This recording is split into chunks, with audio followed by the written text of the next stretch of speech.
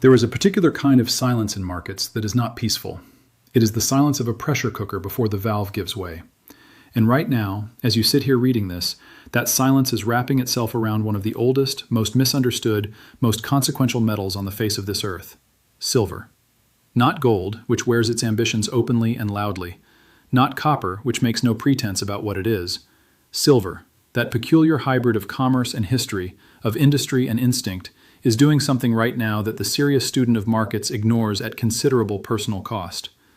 As of this week, silver spot prices are trading near $79 per ounce, hovering just beneath the $80 psychological threshold that the market watches like a hawk watching a field.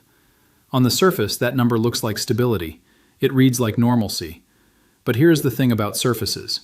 They are, by definition, what you see when you stop looking. And what lies beneath this particular surface is a story that does not announce itself with fanfare, that does not trend on social media before it moves, and that has, on 3 distinct occasions in modern financial history, made the people who understood it early extremely glad they were paying attention, and made the people who discovered it late wish, quite sincerely, that they had been. Let us begin at the beginning, because context is not decoration, it is architecture. Silver has reached an all-time nominal high of $121.67 per ounce as recently as January 29th of this year, a figure that would have seemed fantastical to most observers just 18 months ago. It has since pulled back to the high 70s, and here is where the uninitiated make their first and most consequential error. They see a retreat from a peak and they call it weakness. They see $79 where once there was $121, and they use words like cooling off and correction. But the seasoned market observer, the one who studies behavior rather than headlines, sees something entirely different. He sees a metal that has traveled from under $30 just 2 years ago to nearly $122, and is now, after an extraordinary run, holding tenaciously near $80. He does not see weakness. He sees a floor being built in real time. And this is where history becomes not merely interesting but instructive, perhaps urgently so. We have seen this script before. In the late 1970s, silver spent years appearing to do nothing before its extraordinary ascent toward $50 in January of 1980. In the early 2000s, it meandered in the single digits while the world looked elsewhere, before beginning a decade-long march that carried it to $48.70 in April of 2011. And in 2020, silver sat quietly below $20 before surging nearly 60% within weeks. The pattern, examined honestly, is not complex. It is merely counterintuitive, which is why the majority of observers consistently miss it. The quiet phase is not the absence of the story. The quiet phase is the story. The noise comes later, after the opportunity has largely been redistributed from those who were patient and informed to those who arrived breathless and late. So what precisely is happening underneath this apparent calm? What makes this particular moment different from any ordinary consolidation? The answer lies in a convergence of structural forces that is genuinely without modern precedent, and it begins with a number that deserves to be read twice. The silver market is currently navigating its 6th consecutive year of structural supply deficit. 6 years. That means for 6 straight years the world has consumed more silver than it has produced. And in that time, according to data from the Silver Institute and multiple independent analyses, somewhere between 762 million and 820 million troy ounces have been drawn down from available above-ground stocks. To put that in perspective, global mine production runs roughly 830 million ounces annually. The world has, in effect, spent most of a full year's worth of existing reserves simply bridging the gap between what the Earth gives us and what modern civilization demands. That is not a market imbalance. That is a structural transformation masquerading as a market imbalance. And it is happening quietly, which is why most people reading financial commentary have not encountered it stated quite so directly. Now consider the demand side, because that is where this story moves from sobering to genuinely staggering. Silver is no longer merely a monetary metal, the kind you hold as an insurance policy against the imprudence of central banks. It has become, with a speed that has outpaced nearly every analyst's forecast, an irreplaceable industrial input in the infrastructure of the 21st century. Solar panels require silver, not as a preference, but as a physical necessity. The photovoltaic cells that cover rooftops and utility-scale farms depend on silver's unmatched electrical conductivity. Artificial intelligence, that phrase now attached to everything from chatbots to semiconductor architecture, demands silver for the high-performance chips and data center connections that make it function. Electric vehicles, advanced defense electronics, 5G infrastructure, medical devices, all of them reach into the same finite pool of available silver. And here is the detail that changes the calculus entirely. Much of this silver, once consumed industrially, is gone. It is not recycled efficiently. It is not returned to the market. It is consumed, genuinely and permanently, in ways that gold, largely preserved and remelted across centuries, simply is not. The supply side offers no easy answer. Approximately 70% of the world's silver is produced not as a primary product, but as a byproduct of mining for copper, zinc, and lead. This means that when silver prices rise, mining companies do not simply open new silver mines. They cannot. The economics of primary silver mining are tethered to decisions made about entirely different metals.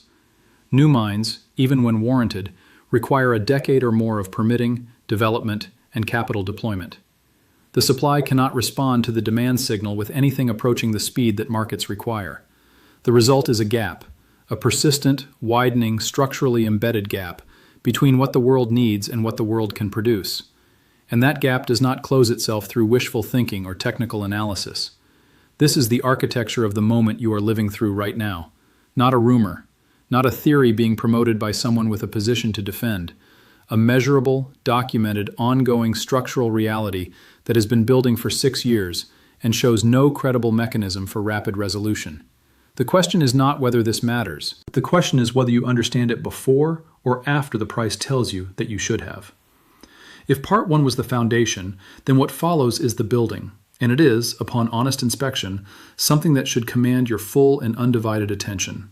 Because the structural deficit we have described, the 6 consecutive years of the world consuming more silver than it produces, would be consequential enough on its own. But it does not stand alone. It is being amplified, right now, by a set of market mechanics that have historically preceded some of the most dramatic price events in the history of commodity markets.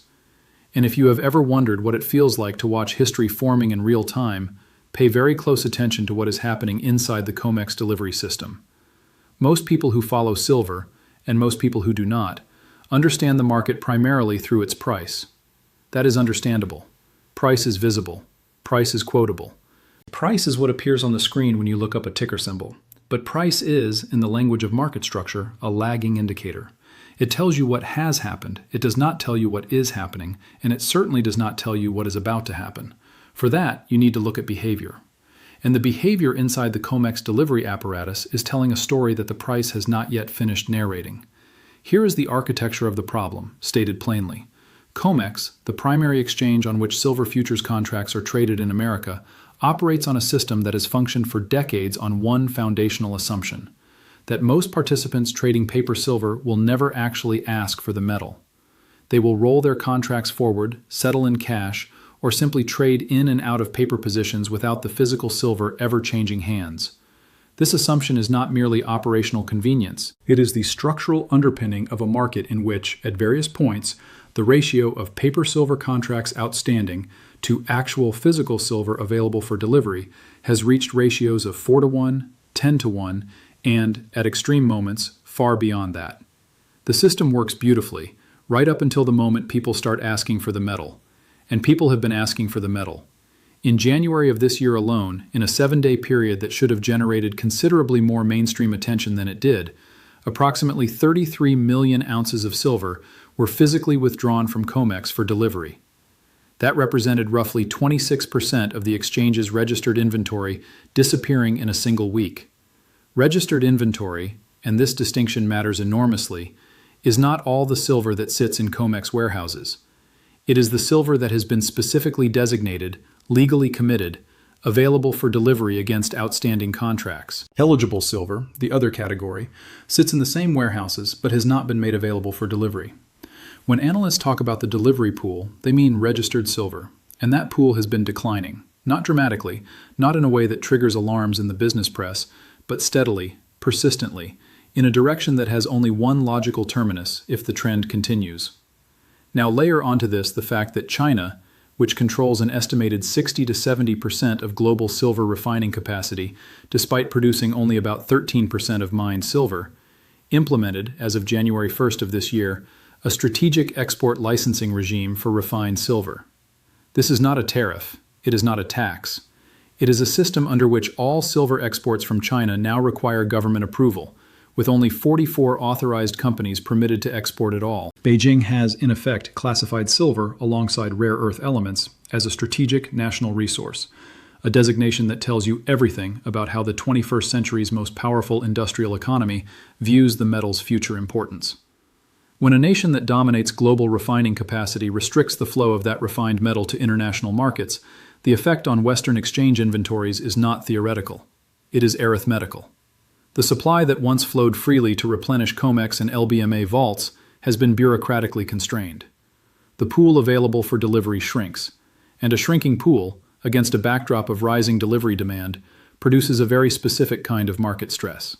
Physical silver premiums, the amount buyers pay above the published spot price to actually take possession of real metal, have already expanded significantly. Where historical premiums at reputable dealers ran in the range of 5 to 8% above spot, premiums at various points this year have reached 15 to 25%. In certain Asian secondary markets, premiums have surged to extraordinary levels. In Japan, at various moments, retail premiums reached approximately 60% above published benchmarks. On the Shanghai Gold Exchange, physical silver has consistently traded at 12 to 13% above Western paper prices. These are not small discrepancies. They are the market's way of telling you, in the only language markets speak, price, that the paper price and the physical reality have begun to diverge. When the map and the territory disagree, the wise man adjusts his understanding of the map. This is precisely why this moment warrants your serious attention, and why, if you have found this analysis valuable so far, sharing it with someone who deserves to understand these dynamics is an act of genuine generosity. Because this is the kind of structural market information that circulates in the research departments of institutional investors and commodity desks long before it finds its way to the people who would benefit most from knowing it. The industrial buyer who needs silver for his solar panels already understands the supply situation. The sovereign wealth fund manager who has read the Silver Institute's deficit projections already understands the structural picture. What they are doing with that understanding, quietly and without announcement, is what we should now examine. Large institutional participants do not move markets by announcing their intentions. They accumulate. Quietly, methodically, over extended periods of time, they build positions while the rest of the market remains occupied elsewhere. We saw this behavior in the early 2000s, when silver spent years consolidating while patient, well-informed buyers accumulated physical metal and mining equity. We saw it again in 2009 and 2010, before silver's extraordinary run from roughly $9 to $48 in less than 2 years. The accumulation phase does not feel exciting. It feels, in fact, almost boring. Prices move sideways. Volume appears unremarkable. The headlines, such as they are, suggest nothing in particular is happening. And then, when the positioning is complete, when the supply has migrated sufficiently from weaker to stronger hands, the price moves. Not gradually, not in a way that gives the patient observer time to reconsider. It moves with the compressed energy of everything that was building underneath the apparent quiet. Right now, at $79 per ounce, silver is not behaving like a weak asset. It is not behaving like a market that wants to go lower. It is absorbing selling pressure, holding above technical support levels, and doing so against the backdrop of a global environment that, by conventional analysis, should be providing headwinds. Yet it holds. And it holds because underneath the surface, the supply and demand arithmetic is not in equilibrium. It is under tension. And tension, in markets as in physics, does not remain static indefinitely. We have established the structural deficit. We have examined the delivery mechanics and the physical squeeze building inside the exchange system. We have noted the behavior of large, sophisticated buyers who do not announce their intentions, but whose footprints are visible to those who know where to look. Now let us address the question that matters most. What happens next? And why does the answer to that question have implications that extend well beyond the silver market itself? Because here's the thing that most market commentary misses when it focuses narrowly on commodity price action. Silver's current situation is not occurring in isolation. It is occurring within a global economic context that is, to put it with the directness the moment deserves, genuinely extraordinary. Geopolitical fragmentation is reshaping supply chains at a pace not seen since the Second World War.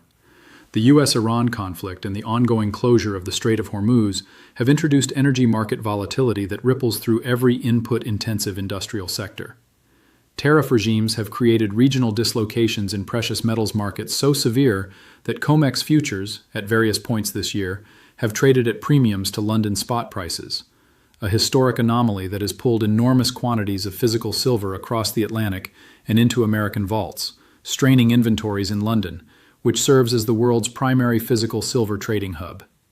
Meanwhile, above-ground silver stocks at exchange warehouses stand at levels not seen in over 2 decades, and the Silver Institute projects that if current trends continue, the global market will face a supply shortfall of approximately 67 million ounces in 2026 alone, the 6th consecutive annual deficit. Into this environment, consider the demand projections with clear eyes.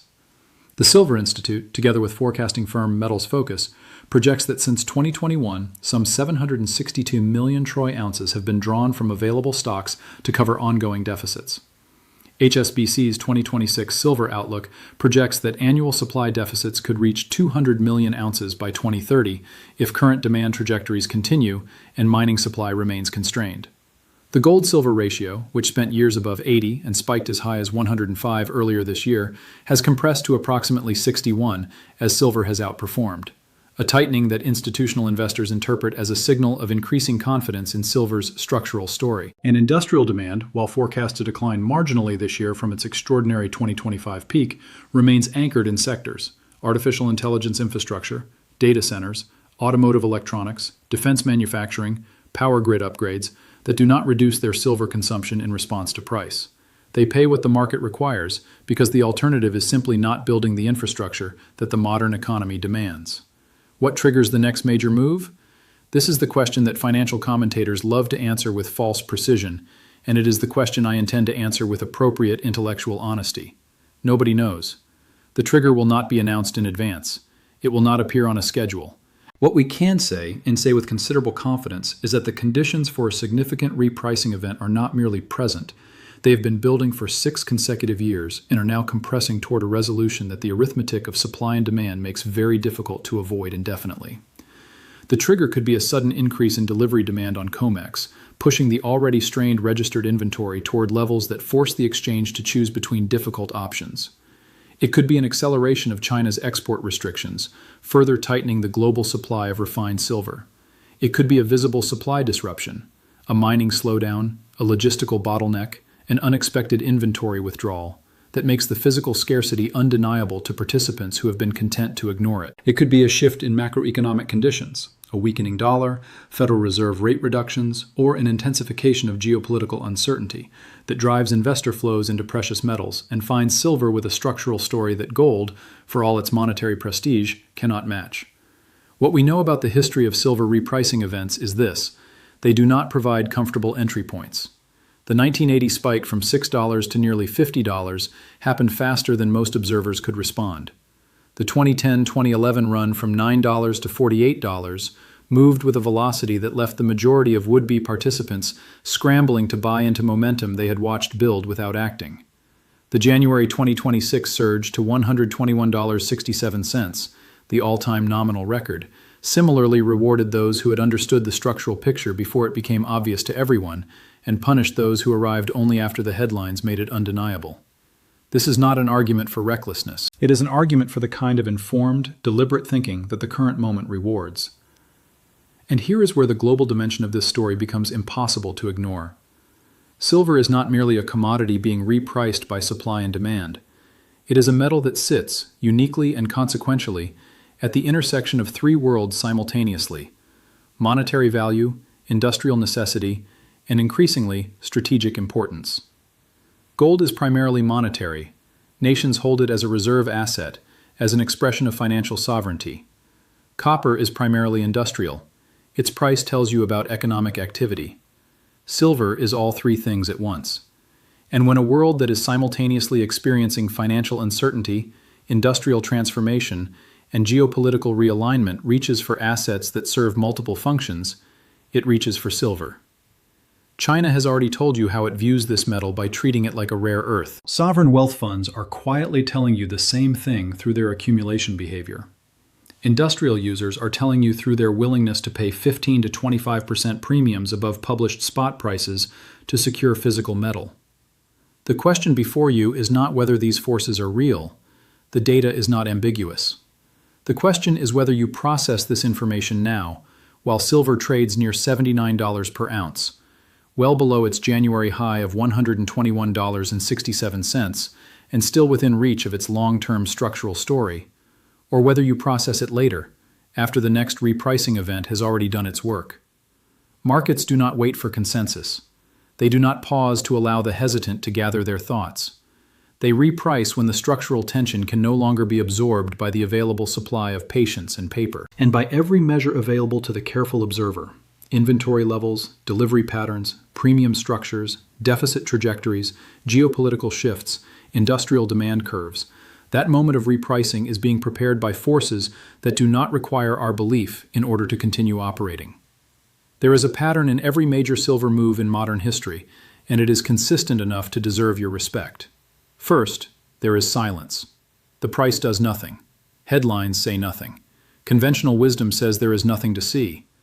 Then there is the accumulation phase, the quiet redistribution of physical metal from sellers who are focused on the daily price to buyers who are focused on the structural story. Then the price moves, faster than the consensus can adjust, and the majority of participants discover they were watching a film that had already reached its climax. We are not at the climax. The evidence suggests compellingly that we are still in the accumulation phase, that silver trading near $79 today represents the same structural opportunity that silver trading below $20 represented in 2020 or below $10 in 2003. Not because the numbers are the same, but because the underlying mechanics, deficit, tightening supply, rising industrial demand, shifting institutional behavior, are not merely similar. They are more advanced, more deeply embedded, and more difficult to reverse than at any prior point in silver's modern history. Pay attention to what does not make noise. Pay attention to the metal that is holding when the math says it should fall. Pay attention to the system that is tightening in ways that the daily price quote does not yet reflect. Because by the time the reflection is obvious, by the time the headline reads "Silver surges" and the comment sections fill with people asking whether it is too late, the architectural work will have already been completed by those who understood it while it was still quiet. What do you make of this? Have you been watching silver, or have you been waiting for it to prove itself before you looked closely? Drop your honest take in the comments. Every perspective adds something to the collective understanding of a moment that deserves to be examined from every angle. And remember, this is for education and discussion only, not personal financial advice. I'm sharing a way to think through the history, the market, and the ownership questions so you can make your own decisions with your own money and your own risk in mind.